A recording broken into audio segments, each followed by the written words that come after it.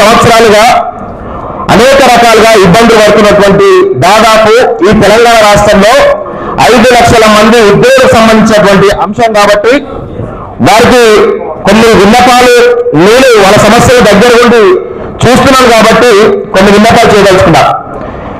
తెలంగాణ రాష్ట్రం వచ్చిన తర్వాత నేను రాజకీయాలు మాట్లాడలేదు, చెప్తున్న ప్రభుత్వాలు ఇస్తున్నటువంటి విషయాల గురించి మాట్లాడుతున్నాను.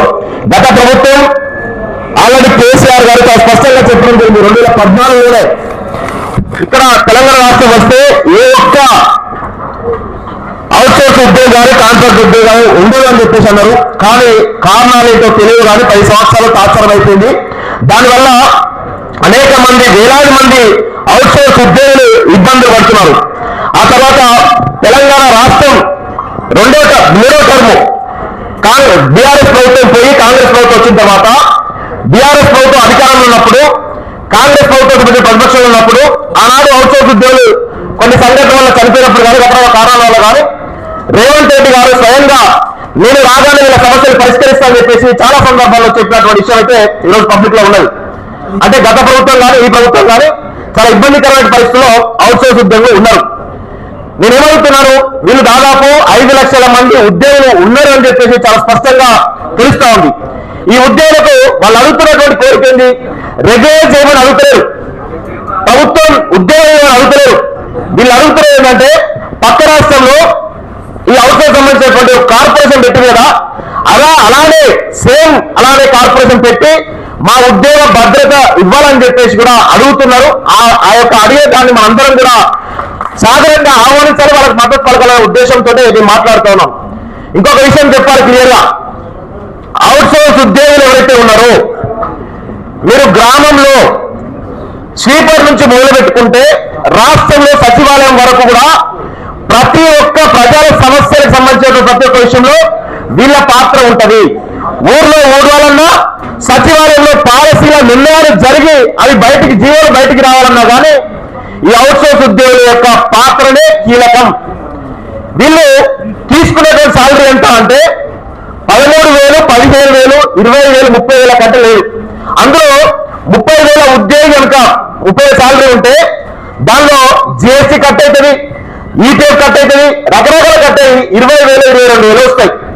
ఒక సచివాలయంలో ఒక అవుట్సోర్స్ ఉద్యోగి పనిచేసేటువంటి ఒక ఉద్యోగికి 30,000 జీతం అంటే ఆయన చేతికి వచ్చే 22,000, 23,000 వస్తే హైదరాబాద్ మహానగరంలో ఒక సిలిండర్ ధర 1000 రూపాయలు ఉన్నటువంటి ఈ సమయంలో నిత్యావసర ధరలు పెద్ద ఎత్తున పెరుగుతున్నటువంటి తరుణంలో 22,000 రూపాయలతోటి ఒక ఫ్యామిలీ తన కుటుంబాన్ని ఎలా పోషించుకోగలుగుతుంది అనేది ఇక్కడ ప్రధానమైనటువంటి సమస్య. దానిపైన ఈరోజు నాయకులు మాట్లాడాలని చెప్పేసి నేను కోరుతా ఉన్నాను. అదేవిధంగా 5 లక్షల ఉద్యోగులు అంటే దాదాపు ఒక ఇంట్లో 4 కుటుంబ సభ్యులు వేసుకున్నా కానీ మొత్తం భార్య భర్త 2 పిల్లలు వేసుకున్నా కానీ 20 లక్షల మందికి సంబంధించినటువంటి సమస్య ఇది. ఏ ఒక 5,000కో 10,000కో లక్ష మందికి సంబంధించిన సమస్య కాదు, 20 లక్షలకు సంబంధించినటువంటి సమస్య. ఈరోజు మనం ఒక ఉద్యోగి తన పిల్లల్ని ఏదైనా స్కూల్లో చదివించాలంటే ఏ విధమైన పరిస్థితి మనం చూస్తాం.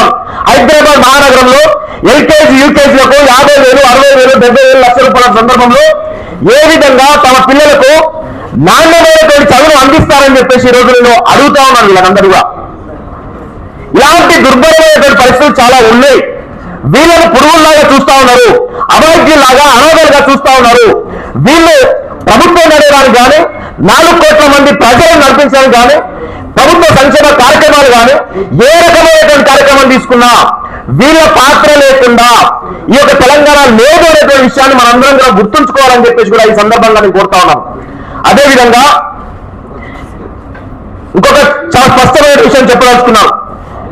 ఈ ప్రభుత్వం మొదటిసారి రవీంద్ర భారతిలో 2024 జనవరి ఫిబ్రవరి అనుకుంటా ఒక సమావేశం పెట్టినప్పుడు ఆ పార్టీకి సంబంధించిన ప్రభుత్వంలో కీలకంగా ఉన్నటువంటి వ్యక్తులు ఆ యొక్క మీటింగ్ రావడం జరిగింది. మధు యాస్కి లాంటి వాళ్ళు కానీ, కొలంరామ్ లాంటి వాళ్ళు కానీ, అదేవిధంగా తీన్మార్ మల్లాన్ లాంటి వాళ్ళు కానీ రావడం జరిగింది.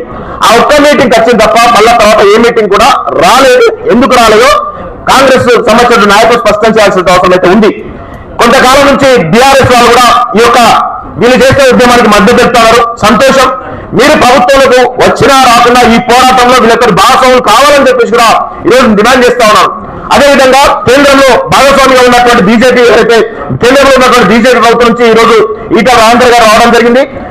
ఈరోజు మీరు కూడా దయచేసి వీళ్ళ పక్షాన ఉండి 20 లక్షల ఉద్యోగుల యొక్క 20 లక్షల బిడ్డల యొక్క వారి యొక్క జీవితాలు కాపాడని చెప్పేసి వారిని కోరుతా ఉన్నాం. అదేవిధంగా ఇంకొక విషయం ఏంటంటే వీళ్ళు స్పష్టమైనటువంటి కార్యాచరణ తీసుకుంటా ఉన్నారు. మే 25 తారీఖు అనుకుంటా, మే 25న చలో ఢిల్లీ ప్రోగ్రాం పెడతా ఉన్నారు. తర్వాత మిలియన్ మార్చ్ పెడతా ఉన్నారు. వీటికి సంబంధించి దయచేసి వీళ్ళ కుటుంబాలు గడవడమే చాలా దుర్భరంగా ఉన్నది. వీళ్ళ కుటుంబాలు గడపడమే చాలా దారుణంగా ఉన్నది.